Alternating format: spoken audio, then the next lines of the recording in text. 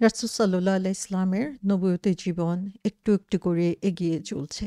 ১ দিন ২ দিন করে এমনিভাবে সময়গুলো পার হয়ে যাচ্ছে এবং এই যে সময়গুলো পার হচ্ছে সেখানে আমরা দেখি যে রাসূল সাল্লাল্লাহু আলাইহি সাল্লাম যেই আ পরিবেশে বড় হয়েছিলেন, যেই পরিবারে বড় হয়েছিলেন, যে কমিউনিটির মধ্যে তিনি বেড়ে উঠেছিলেন, সেই কমিউনিটি কিভাবে তার বিরুদ্ধে লেগে গিয়েছিল, তার নিজের আত্মীয়স্বজন, তার নিজের প্রতিবেশী, আ নিজের যারা তাকে নিয়ে গর্ব করত, তারাই একসময় দেখা গেল যে রাসূল সাল্লাল্লাহু আলাইহি ইসলামের এগেইনস্ট এ চলে গেল।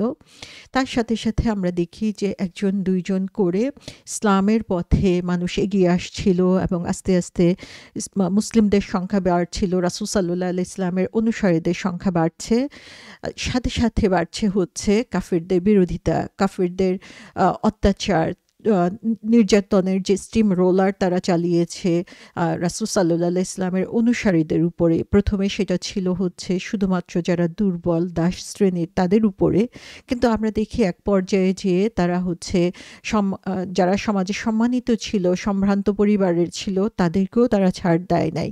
ইভেন তারা রাসূল সাল্লাল্লাহু আলাইহি ইসলামকে পর্যন্ত ছাড় দেয় নাই। তাকে মানসিকভাবে, শারীরিকভাবে, বিভিন্নভাবে নির্যাতন শুরু করে। সো এভাবে যখন রাসূল সাল্লাল্লাহু আলাইহি ইসলাম তার নবুয়ত জীবনের ৩য় বর্ষে 3rd ইয়ার অফ দাওয়া তিনি শুরু করলেন ওপেন দাওয়া, অর্থাৎ সবার কাছে, শুধুমাত্র নিজের ঘরোয়া পরিবেশের মধ্যে না, বরং কুরাইশদের কাছে, তার মক্কায় যারা অবস্থান করছিল, যারা হজ উপলক্ষে আসছিল, তাদের সবার কাছে ওপেন দাওয়া দেওয়া শুরু করলেন ইসলামের।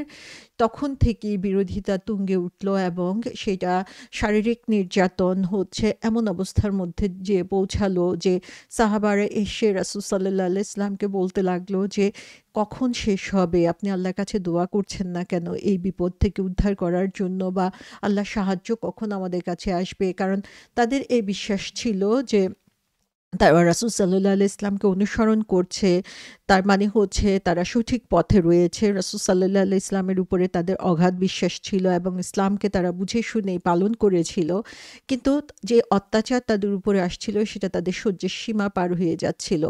এবং এরকম করে ৫ টা বছর চলে গেল এবং এই ৫ টা বছরে দেখা গেল যে আ খুব অল্প সংখ্যক মুসলমান আ আ রাসূল সাল্লাল্লাহু আলাইহি ইসলামের অনুসারী হয়ে মুসলমান হলো এবং যারাই মুসলমান হচ্ছিল তাদেরকে দমিয়ে রাখার জন্য তারা শারীরিকভাবে, আর্থিকভাবে, মানসিকভাবে তাদেরকে দুর্বল করার জন্য অত্যাচার চালিয়ে যাচ্ছিল।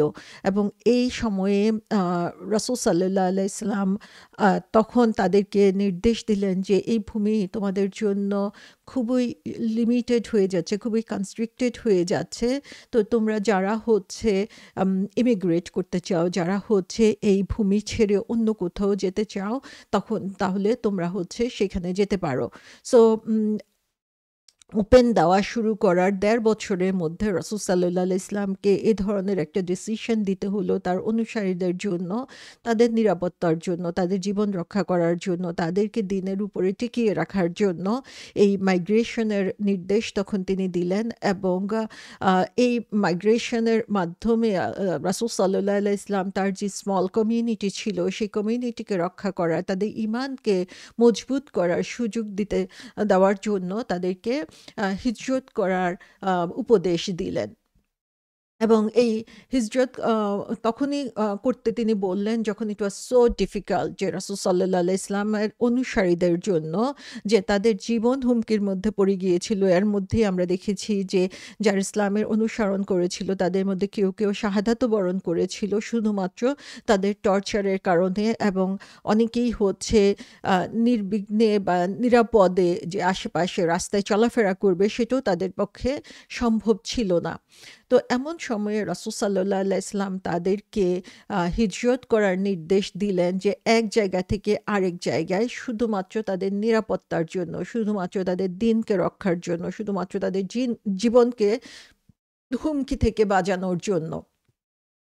সো তখনকার সময়ে এই হিজরতটাকে আমরা যদি একটু চিন্তা করি সেটা হচ্ছে আ তখন ওই মক্কার যুগে বা তখনকার সমাজে এ ধরনের হিজরত পরিচিত ছিল না, যে আমি যেখানে বড় হয়েছি, আমার গোত্র, আমার পরিবার, আমার আত্মীয় স্বজনকে ছেড়ে আমি অন্য কোথাও চলে যাব, সেটা আসলে খুবই নতুন একটা চিন্তা ভাবনা ছিল। কারণ তখনকার সময়ে নিরাপত্তার আধার ছিল যার যার গোত্র, যার যার ট্রাইব, যার যার পরিবার, যে পারিবারিক যে বন্ধন সেটা অনেক মজবুত ছিল।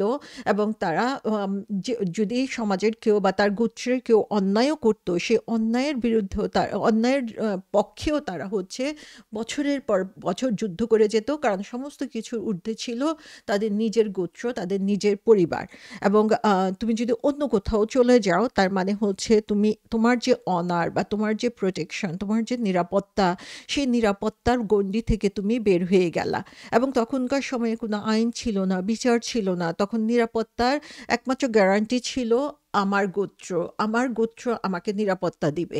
সেই সময়ে আরব এই সমাজে যখন কাউকে হিজরত করতে বলা হলো, তার মানে হচ্ছে তুমি এখানকার সমস্ত টাই বিচ্ছিন্ন করে, এখানকার বন্ধন, এখানকার যে নিরাপত্তার যে একটা আশ্রয় তোমার ছিল, সমস্ত কিছু থেকে তুমি নিজেকে বের করে নিলা।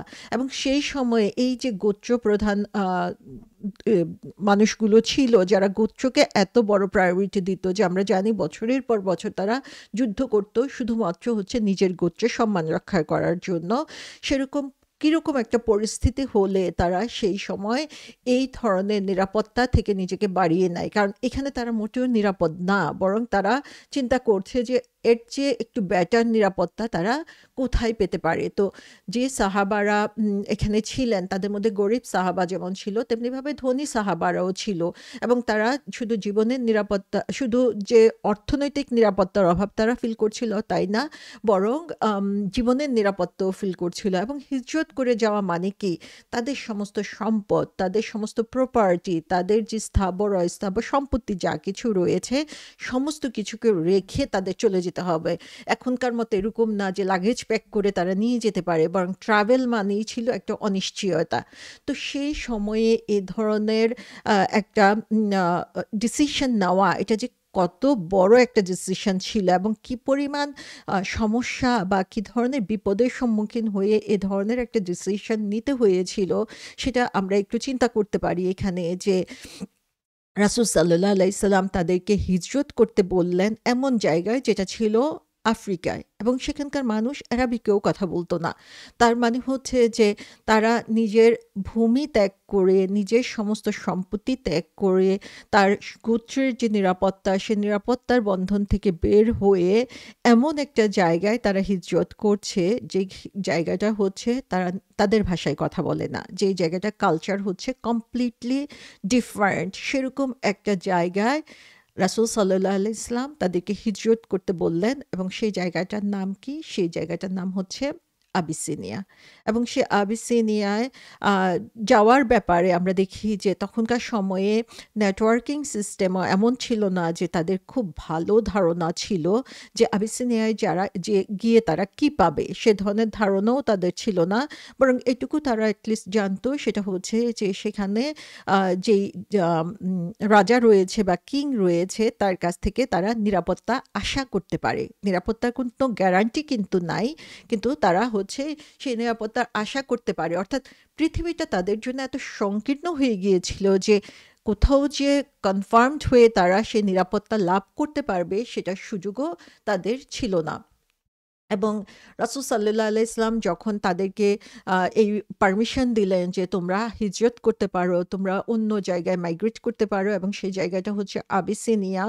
সো তারা হচ্ছে খুব গোপনে সে মক্কা ছেড়ে যেতে লাগলো।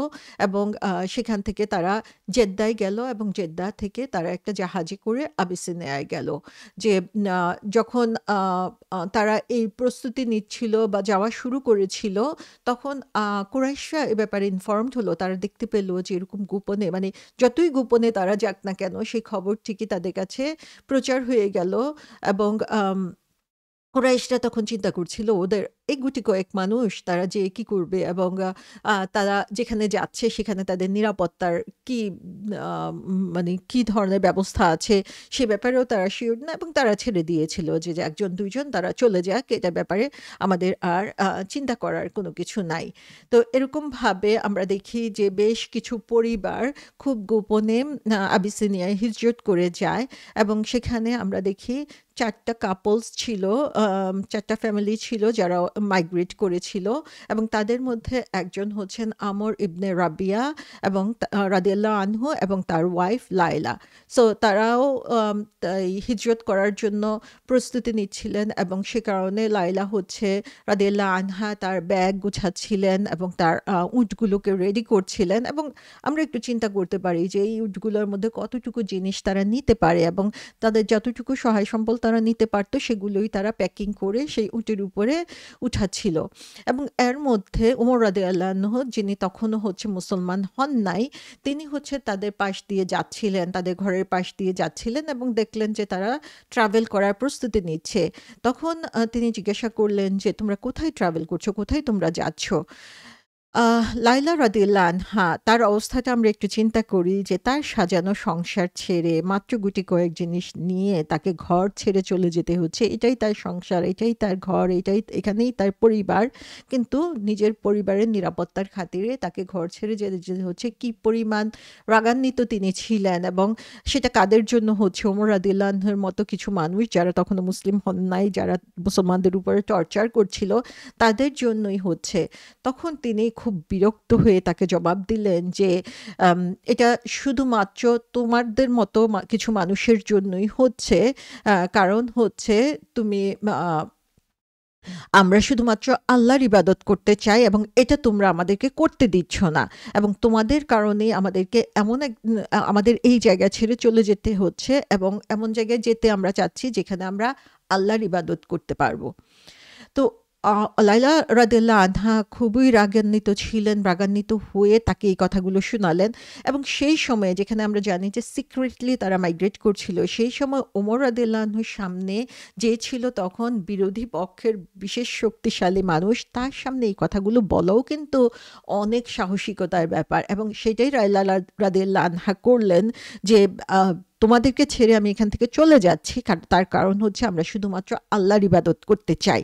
যে এই যে একত্ববাদের ঘোষণাটা তার মুখের সামনে এভাবে বলতে পারাটাও হচ্ছে একটা বিরাট সাহসিকতার পরিচয় এবং তার যে কি পরিমাণ ইখলাস ছিল এই হিজরতের পিছনে সেটাও আমরা এখানে দেখতে পাই এবং ওমর রাদিয়াল্লাহু আনহুকে এটা খুবই টাচ করলো এবং ওমর রাদিয়াল্লাহু আনহু যদিও তিনি অনেক আমরা জানি যে তিনি খুব স্ট্রং পার্সোনালিটির ছিলেন এবং খুব সহজেই তিনি রেগে যেতেন, তিনি রাগলেন না, বরং সহমর্মিতার সাথে তিনি তাদেরকে জিজ্ঞাসা করলেন ব্যাপারটা কি এত দূর পৌঁছে গেছে? আল্লাহ তোমাদের সাথে থাকুক। তো আমরা দেখি যে আসলে যারা হচ্ছে বিরোধী পক্ষের ছিল তারা রিয়েলাইজ করতে পারে নাই অনেকেই যে ইন্ডিভিজুয়ালি সবার উপরে কি পরিমাণ টর্চার করা হচ্ছে, তারা কি পরিমাণ ইনসিকিউর ফিল করছে সেটা তারা অনেকেই রিয়েলাইজ করতে পারে নাই, কারণ অনেকেই হয়তো বা ডিরেক্টলি এটার সাথে ইনভলভ ছিল না যদিও তারা বিরোধিতা করছিল এবং ওমর রাদিয়াল্লাহু আনহু তাদেরকে তখন এই জিনিসটা তাকে স্ট্রাইক করলো এবং তিনি বললেন যে আল্লাহ তোমাদের সাথে থাকুক। তো এখান থেকেও আমরা দেখি যে যদিও ওমর রাদিয়াল্লাহু আনহু তখন বিরোধী দলে, যদিও তিনি হচ্ছেন সেই নির্যাতনকারীদের মধ্যে অন্তর্ভুক্ত, কিন্তু তার মধ্যেও একটা সফট কর্নার ছিল এবং যেই সফট কর্নারটা তাকে আল্লাহর পথে আসতে সাহায্য করেছিল এবং লায়লা রাদিয়াল্লাহু আনহা এত বেশি রাগান্বিত হয়ে গিয়েছিলেন এই ঘটনায় যে যখন তার স্বামী ঘরে আসলেন তখন তিনি তাকে এই কথাগুলো বললেন এবং তখন তার হাজবেন্ড বললেন যে তুমি কি মনে করো যে মানে ওমর রাদিয়াল্লাহু আনহুর রিয়াকশনটা দেখে লায়লা রাদিয়াল্লাহু আনহার মধ্যেও হচ্ছে এক ধরনের রিয়াকশন তৈরি হলো যে সে এত সফটলি কথা বললো আমার সাথে। তখন তার হাজবেন্ড বলল যে তুমি কি আসলেই মনে করো যে সে আমাদের প্রতি রহমশীল হবে, যে আমরা ইসলাম গ্রহণ করেছি বা সে ইসলাম গ্রহণ করবে, যে তার ঘরের যেই ডাঙ্কিগুলা গাধাগুলা রয়েছে সেগুলো তার আগে ইসলাম কবুল করবে? অর্থাৎ ওমর রাদিয়াল্লাহু আনহুর অ্যাটিটিউড অথবা তার যে এক্সপ্রেশন অপোজিশন বা তার যে বিরোধিতা এমন লেভেলের ছিল যে কারণে হচ্ছে তার হাজব্যান্ড আমির ইবনে রাবিয়া রাদিয়াল্লাহু আনহু এ ধরনের কমেন্ট করলেন। তো সুবহানাল্লাহ, এখানে আমরা দেখি যে আম, মানে তারা এত বেশি ইসলামের প্রতি ডিভোটেড ছিলেন যে যারা ইসলামের পথে আসছিল না তখন তাদের চোখের সামনে জ্বলন্ত প্রমাণ থাকা সত্ত্বেও তাদের ব্যাপারে তাদের ইমপ্রেশনটা কেমন ছিল যে আমির রাদিয়াল্লাহু আনহু বললেন যে তার বাবার ঘরে যে গাধাগুলো রয়েছে সেগুলো তার আগে ইসলাম কবুল করবে। অর্থাৎ ইসলামের যে সৌন্দর্য এটা এত অবভিয়াস, এবং যে এই সৌন্দর্যটাকে আম, উম, তোমাদের সামনে নিয়ে আসছে সেটাও এত বেশি অবভিয়াস যে রাসূল সাল্লাল্লাহু আলাইহি ইসলামের চরিত্র। এরপরও যারা ইসলাম কবুল করে না তারা সেই গাধার চেয়েও বেশি বেকুব, গাধার চেয়েও তাদের ইন্টেলেক্ট কম রয়েছে। সো এটাই হচ্ছে আমরা দেখতে পাই যে আসলে তখনকার সময়ে যদিও জিনিসটা হচ্ছে তাদের জন্য মানে তারা অ্যাকসেপ্ট করে নাই, কিন্তু তাদের সামনে সমস্ত জ্বলন্ত প্রমাণ ছিল অ্যাকসেপ্ট করার মতো, কিন্তু তারপরেও তারা সেটাকে উদার মনে গ্রহণ করে নাই। সো এখানে আমরা একদিকে ওমর রাদিয়াল্লাহু আনহুর যেই পরিচয়টা দেখতে পাই, তার যে একটা সফট কর্নার রয়েছে সেটা আমরা দেখতে পাচ্ছি, এবং অন্যদিকে আমরা দেখতে পাই যে ইসলাম ইসলামের সৌন্দর্যটা এত অবভিয়াস ছিল, কিন্তু তারপরেও কিছু মানুষ হচ্ছে অন্ধের মতো, তাদেরকে যতই বলা হোক না কেন তারা সেটাকে মেনে নিতে রাজি ছিল না।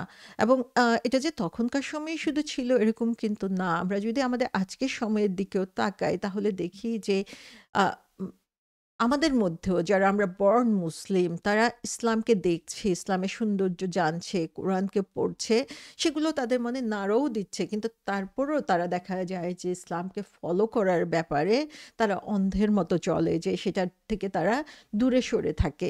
তো আল্লাহ সুবহানাহু ওয়া তাআলা আমাদের সবাইকে হিদায়াত দান করুক এবং আমাদের অন্তরকে ইসলামের দিকে আকৃষ্ট করে দিন, যেন আমরা যারা ইসলামের সৌন্দর্য পেয়েছি, সৌন্দর্য উপভোগ করতে পেরেছি, সেই সৌন্দর্যকে আমরা ধারণ করতে পারি, এবং যারা এখনো এই সৌন্দর্যকে উপলব্ধি করতে পারে নাই আল্লাহ তাদের মনকে এবং অন্তরকে উন্মুক্ত করে দিন, যাতে তারা সেই সৌন্দর্যকে উপলব্ধি করে সেই সৌন্দর্যের কাছাকাছি যেতে পারে।